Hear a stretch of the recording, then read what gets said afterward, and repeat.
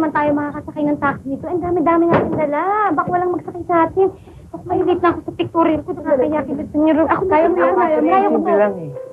Sasakay ka sa kotse ko. Susi? Ah? Talaga? Oo naman, ako magiging personal ally mo yun. Oh, tingnan mo. Tagabit-bit ang damit. Sige. Di ba?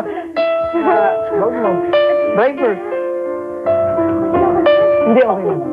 Alam ko naman kailangan mo ng tulong. Hindi ka na? Dali. Hindi ko lang... Sige na, dali na. Tama na nga yan. Hindi nagtitingin. Di ba may pictorial ka, dali? Sabi ko lang nga.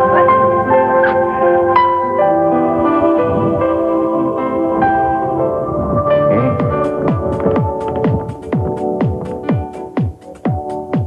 Smile. Yan.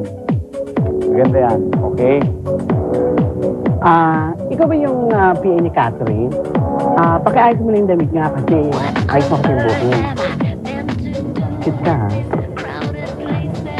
Ako din. Sige, susunod na lang.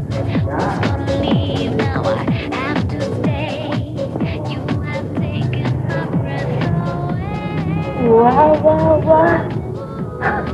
Pumayag ka na ganun ka na lang tratuhin yung baklang na yan? Ha? Ba't hindi mo nang sinabi na ikaw mismo ang boss ni Catherine sa bar? Para ano pa? Para manggulo. Alam mo, ako naman nag-offer kay Catherine para maging PA niya. Kaya walang kaso sa akin kung mapagkamalan ng PA niya. Asu? Joseph, basang-basa na kita.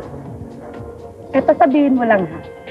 Kaya ka pumapayag na tratuhin ka ng mga ganyan na kahit ganun-ganun na lang dahil alam mo na kasama mo si Catherine, di ba? Dahil alam mo na masaya ka, di ba? O ano? Sabihin mo, tama ako, di ba?